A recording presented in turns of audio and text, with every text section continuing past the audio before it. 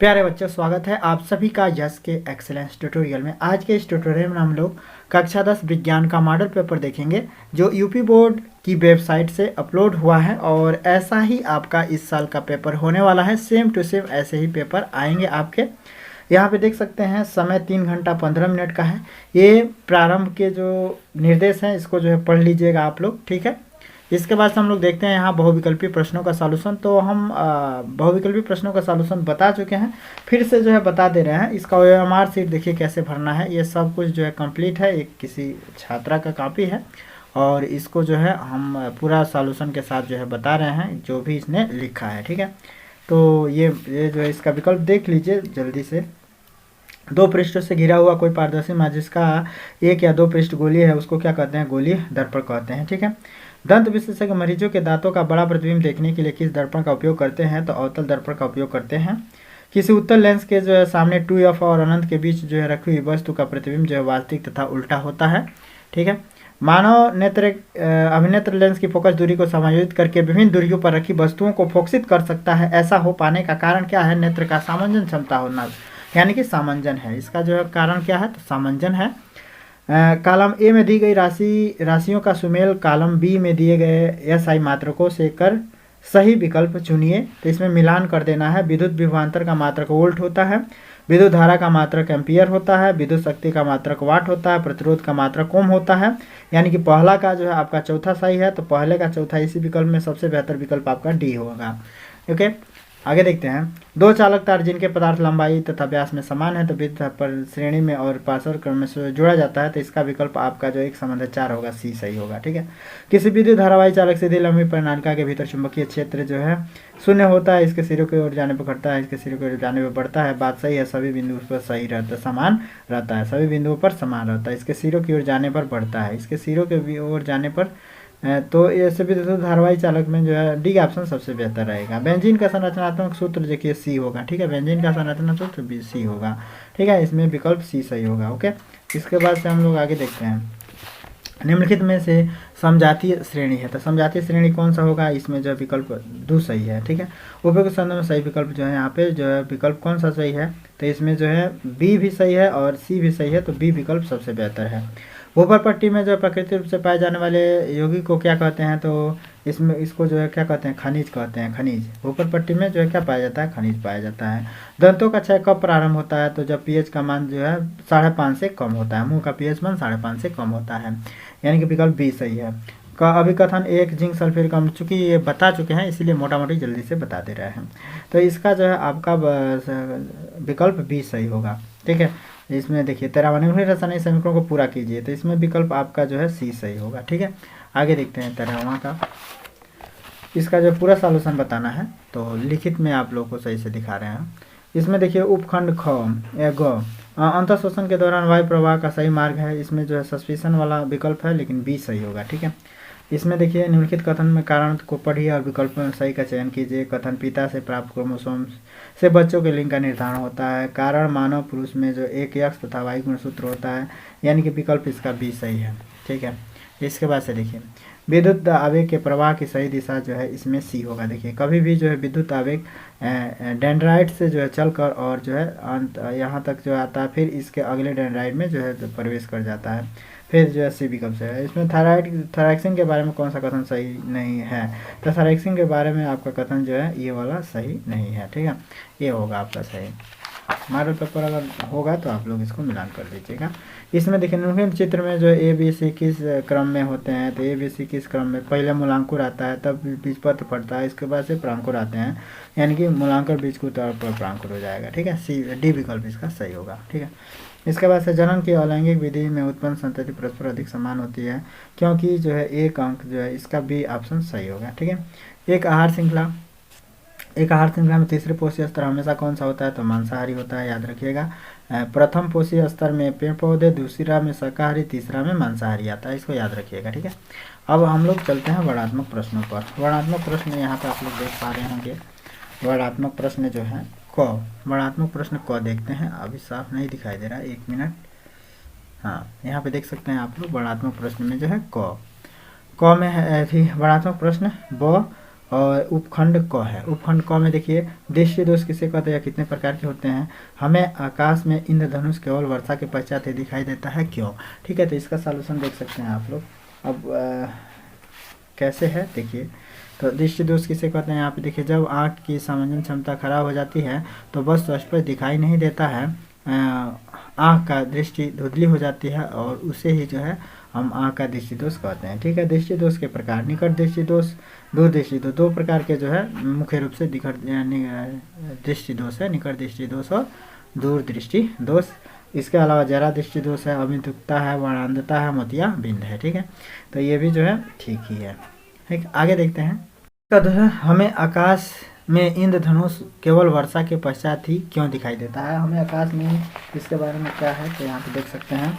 हमें आकाश में इंद्रधनुष वर्षा के समय इसलिए दिखाई देता है क्योंकि वर्षा की बूंदें प्रिज्म के भांति व्यवहार करती हैं। ये भी बात सही है। ठीक है, इसके भी 2 नंबर मिल जाएंगे। यहाँ पे देखिए प्रश्नोत्तर नंबर 2, उत्तल लेंस को अभिसारी लेंस इसलिए कहा जाता है क्योंकि वह प्रकाश के सभी किरणों को एक बिंदु पर एकत्र कर देता है, इसलिए उत्तल लेंस को अभिसारी लेंस कहा जाता है। यानी कि क्वेश्चन है उत्तल लेंस को अभिसारी लेंस क्यों कहा जाता है, तो इसका सटीक जवाब 2 नंबर मिल जाएगा। अवतल दर्पण का उपयोग कहाँ कहाँ होता है, कैसे होता है, तो यहाँ पे देख सकते हैं।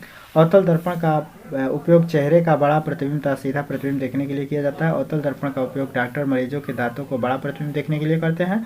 अवतल दर्पण का उपयोग सर्च लाइट, बहुत ज़्यादा नहीं लिखना है, तो 2 नंबर इस पर भी मिल जाएगा आराम से। ठीक है, आगे देखते हैं। यहाँ पे देखिए उत्तल दर्पण का उपयोग, उत्तल दर्पण का उपयोग, उत्तल लेंस को अभिसारी लेंस क्यों कहा जाता है। उत्तल दर्पण का उपयोग, तो उत्तल दर्पण का उपयोग देख लीजिए। उत्तल दर्पण का उपयोग वाहनों के पीछे का दृश्य देखने के लिए किया जाता है। वाहनों के पश्च दृश्य देखने के लिए जो है उत्तल दर्पण का उपयोग किया जाता है। उत्तल दर्पण का उपयोग बाजारों या शहरों में लगे लैंपों प्रकाश तलों के रूप में किया जाता है। ठीक है, तो सब मिला के जो है इस पर भी आपको 2 नंबर मिल जाएंगे। इसके बाद से यहाँ पे देखिए दिया है में, हाँ हम लोग को जो है ये प्रश्न है कि किसी 4 ओम प्रतिरोध के प्रति सेकंड 100 जूल ऊष्मा उत्पन्न हो रही है, प्रतिरोध के सिरों पर विभवांतर ज्ञात कीजिए। अब यहाँ पे देखिए क्वेश्चन नंबर 3 है, किसी 4 ओम प्रतिरोध के प्रति सेकंड 100 जूल ऊष्मा उत्पन्न हो रही है, प्रतिरोध के सिरों पर विभवांतर ज्ञात कीजिए। ठीक है, और फिर 20 ओम प्रतिरोध की कोई विद्युत स्त्री 5 एम्पियर धारा लेती है तो 30 सेकंड में उत्पन्न ऊष्मा प्रकलित कीजिए। तो इसके लिए जो है इसका सॉल्यूशन देखिए, यहाँ पे है 4 ओम वाला, यानी कि इसका पहला, तीसरा का पहला देखिए क्या क्या दिया है, तो प्रतिरोध दिया है, समय प्रति सेकंड का मतलब 1 सेकंड समय भी दे दिया है, ऊष्मा जूल 100 जूल ऊष्मा उत्पन्न हो रहा है ये भी दे दिया है, भी हम लोग को निकालना है। तो इसका सूत्र होता है H बराबर V स्क्वायर T बटे R। इसमें पहले सूत्र को ही कन्वर्ट कर दिया गया है, तो R का इसमें गुणा करा दिया, H R हो गया V स्क्वायर इंटू T बच गया, फिर H R बराबर हो गया V स्क्वायर बटे T। ठीक है, बटे में आ गया T, तो अब फिर इसको इधर कर देंगे तो ये रूट में हो जाएगा, ये क्या हो जाएगा रूट में, पूरा का पूरा रूट में हो जाएगा। फिर जो है अब देखिए H का मान 100, R का मान 4 भर देना है, तो ये जो टोटल का टोटल जो है क्या हो जाएगा 400, और 400 का मतलब 20 विषम 400, तो 20 बाहर आ जाएगा, यानी कि 20 वोल्ट हो जाएगा विभवांतर का मान। तो ठीक है, ये भी 2 नंबर का सही है। इसके बाद हम लोग देख लेते हैं ये वाला क्वेश्चन का सॉल्यूशन, कौन 20 ओम वाला प्रतिरोध वाला। ठीक है, तो इसका यहाँ पे सॉल्यूशन दी गई है, यहाँ पे R 20 है, 20 ओम है, I 5 है और T 30 सेकेंड है, तो H बराबर क्या हो जाएगा I स्क्वायर RT से। सूत्र इसका होता है कि ऊष्मा बराबर यह I का square into R into T। ठीक है, तो इसमें मान भर दिया गया है 1500, ये भी जो है 2 नंबर का काम हो गया है। ठीक है, इसके बाद सही देखिए, इसका कारण यह है कि किसी बिंदु पर यदि वे एक दूसरे को प्रच्छेदित करेगी तो उसका अर्थ यह होगा कि उस बिंदु पर सुई 2 दिशाओं की ओर संकेत करेगी, जो संभव नहीं है। सब मिला के यहाँ पे जो है दिया है कि 2 चुंबकीय क्षेत्र रेखाएं एक दूसरे को प्रच्छेदित क्यों नहीं करती है। तो 2 चुंबकीय रेखाएं एक दूसरे को प्रच्छेद नहीं करती हैं, क्यों नहीं करती हैं, क्योंकि यदि ये प्रतिच्छेद करेंगी तो यहाँ पे अगर हम लोग दिशा सूचक यंत्र को ले जाएंगे और दिखाएंगे तो यहाँ पे डबल जो है दिशा, कभी भी डबल दिशा सूचित कर ही नहीं सकता है। ठीक है, यानी कि स्थिर रहेगा ही नहीं। तो यह संभव नहीं है कि यह एक रेखा एक दूसरे को क्या करे, काटे, या दिशा सूचक यंत्र जो है डबल दिशा दिखाए, ठीक है, इसलिए एक दूसरे को स्पर्श काटती नहीं है, ठीक है। तो सब मिला के ये भी जो है ठीक है। विशेष रूप से यह है कि सुई दो दिशाओं की ओर संकेत करेगी, जो संभव नहीं है। तो सुई दो दिशा की ओर संकेत करेगी, संभव नहीं है, लगभग 2 नंबर इसको भी दे दिया जाए, ठीक है। इसके बाद से यहाँ पे देखिए क्या है, नेक्स्ट क्वेश्चन है, चुंबक क्षेत्र रेखाओं के गुणों को लिखिए। किसी चुंबकीय क्षेत्र में स्थित विद्युत धारावाही चालक पर अर्पित बल कब अधिकतम होता है। तो चुंबक क्षेत्र रेखाओं के बारे में किधर लिखा गया है भाई, चुंबकीय क्षेत्र रेखाएं, यहाँ पे देखिए चुंबकीय क्षेत्र रेखाओं के गुण। चुंबकीय बल रेखाएं क्या होती हैं, हमेशा जो है सदैव चुंबक के उत्तरी ध्रुव से निकलती हैं और वक्र बनाती हुई दक्षिणी ध्रुव में प्रवेश करती है। वह चुंबक के अंदर से आती हुई पुनः उत्तरी ध्रुव पर जो है वापस आ जाती है। चुंबक बल रेखाएं बंद वक्र के रूप में होते हैं। तो ये भी जो है ठीक ही है, इसका भी जवाब, ठीक है। अब आगे देखते हैं, आगे चुंबक के ध्रुव के इसका गुण, चुंबक के आगे गुणों को लिखिए। तो चुंबकीय, हाँ, एक गुण ये हो गया, एक गुण ये हो गया कि चुंबक के ध्रुव के समीप जहाँ चुंबकीय क्षेत्र प्रबल होते हैं वहाँ चुंबकीय बल रेखाएं होती है, ठीक है। चुंबकीय बल रेखाएं जो है क्या होती है, पास पास होती है। तो देखते हैं, चुंबक के ध्रुव के समीप जहाँ चुंबकीय क्षेत्र प्रबल होते हैं वहाँ चुंबकीय बल रेखाएं पास पास होती है। ध्रुव से दूर जाने पर चुंबकीय क्षेत्र की प्रबलता घटती जाती है, बल रेखाएं जो है परस्पर जो है क्या होती है, विरल होती जाती है, दूर होती जाती है, ठीक है। तो इसका भी 2 नंबर दिया जाना चाहिए, ठीक है। सब मिला के सही है।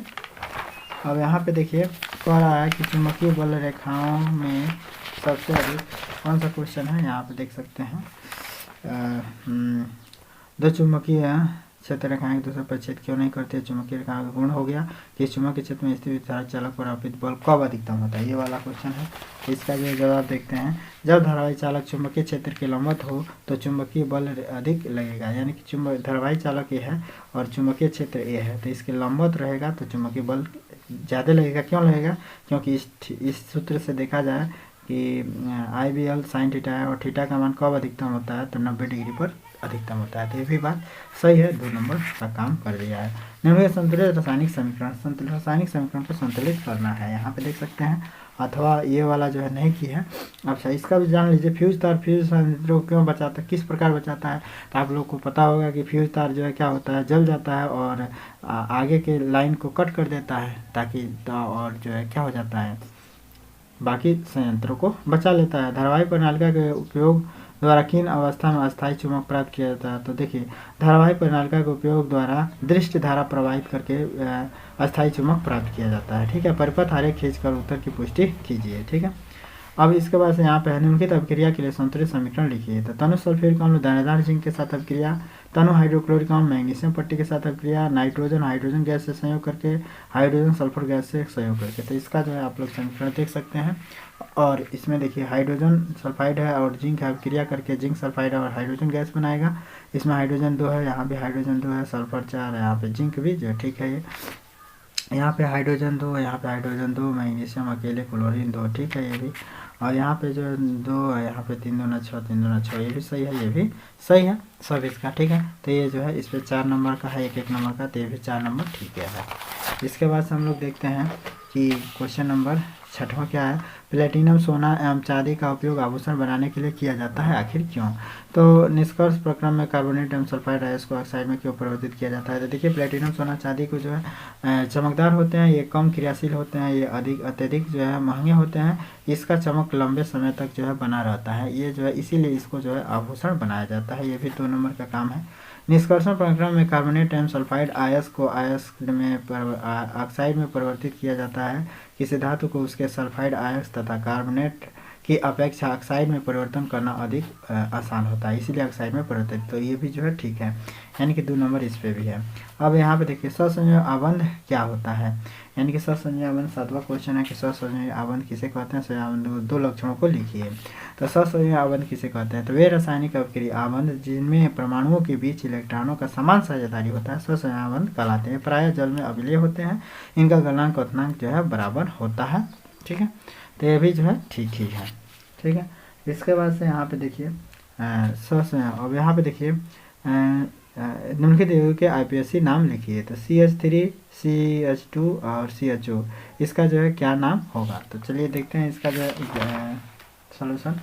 यहाँ पे देखिए, यहाँ पे है, तो इसको जो है क्या कहेंगे, प्रोपेनॉल। इसको क्या कहेंगे, CH3CO और CH3 को जो है क्या कहेंगे, प्रोपेनोन। यानी कि ये कीटोन समूह का है और ये जो है एल्डिहाइड समूह का है। ठीक है। इसके बाद से देखिए अगला क्वेश्चन है, कठोर जल को साबुन से उपचारित करने पर झाग के निर्माण को समझाइए।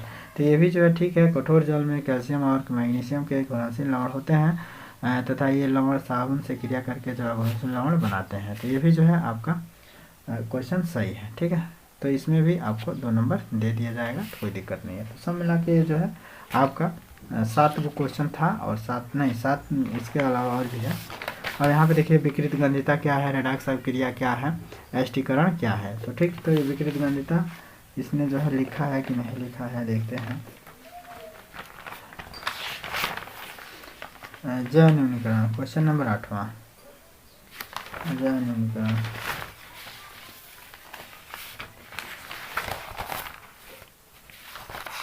ये जो है इसने इसको अथवा इसको नहीं किया। ठीक है, इसको इसने नहीं किया है। तो जब अथवा है तो अथवा इसे छोड़ दिया। विकृत गंधिता रेडॉक्स अभिक्रिया ये आपको मिल जाएंगी किताब वगैरह में। ठीक है, विकृत गंधिता रेडॉक्स अभिक्रिया एस्टीकरण ये सब मिल जाएंगे। इसके बाद से जैव न्यूनीकरण और गैर जैव न्यूनीकरण पदार्थों के बीच अंतर। तो जैव न्यूनीकरण और गैर जैव न्यूनीकरण पदार्थों के बीच अंतर को देखते हैं। जैव न्यूनीकरण वे पदार्थ होते हैं, यहाँ पे देखिए, जैव न्यूनीकरण वे पदार्थ जो वातावरण में कुछ समय बाद स्वतः ऊष्मा या सूक्ष्म जीवों की क्रियाओं के द्वारा नष्ट या अपघटित हो जाते हैं, उसे जैव न्यूनीकरण कहते हैं। ठीक है। उदाहरण में कार्बन, कचरा, फल तथा सब्जियों के छिलके। अजैव न्यूनीकरण वे पदार्थ जो अपघटन के कारण विघटित होकर उपयोगी पदार्थ में नहीं होते हैं, अजैव न्यूनीकरण कहलाते हैं। भारी वस्तुएं भी ठीक है। ठीक है, जैव न्यूनीकरण और जैव न्यूनीकरण। ठीक है। अब यहाँ पे देखिए ये चित्र में दिया गया है और चित्र में जो है ये सब भरा गया है। पीनियल तथा हाइपोथैलेमस ग्रंथि कहते हैं ए भाग को, बी भाग को पीयूष ग्रंथि कहते हैं, सी भाग को आवटु ग्रंथि या पारावटु ग्रंथि कहते हैं और इसको सबसे नीचे वाले को, लास्ट वाले को थाइमस ग्रंथि कहते हैं। यानी कि ए वाले हिस्से को पीनियल ग्रंथि, बी वाले हिस्से को पीयूष ग्रंथि, सी वाले हिस्से को आवटु ग्रंथि और डी वाले हिस्से को थाइमस कहते हैं। तो ये जो है सब जो है ठीक ही है। ठीक है। इसके बाद से यहाँ पे हम लोग देख सकते हैं निम्नलिखित गद्यांशों को पढ़कर और इनके उत्तर देने हैं। तो लिंग निर्धारण वंशानुगत कैसे होता है। लिंग निर्धारण एक्स और वाई गुणसूत्र के चलते वंशानुगत होता है। तो एक्स और वाई के गुणसूत्र के वजह से जो है वंशानुगत होता है, ये लिख देना है। तो यहाँ पे देखिए लिखा गया है कि नहीं लिखा गया है, एक्स वाई गुणसूत्रों के द्वारा वंशानुगत होता है। उसके बाद से लिंग निर्धारण की प्रक्रिया पूरा जो है समझाया गया है। तो ऐसे जो है आप लोग देख सकते हैं और ये भी जो है ठीक ही है। ठीक है। अब इसके बाद से यहाँ पे देखिए कह रहा है कि मानव आहार नाल का आरेख बनाइए और निम्नलिखित भागों को नामांकित मुख्य ग्रंथिका अमाशय छोटी आंत। तो इन सबको यहाँ पे दिखाना है। तो इसमें जो है अग्नाशय ये भी ठीक ही है, अमाशय ठीक है, ग्रंथिका, मुख्य गुहा और फिर छोटी ये जो है छोटी आंत। ठीक है, छोटी आंत ये है छोटी आंत और ये है बड़ी आंत। ठीक है। तो ये जो है सब मिला के सब ठीक है। ठीक है।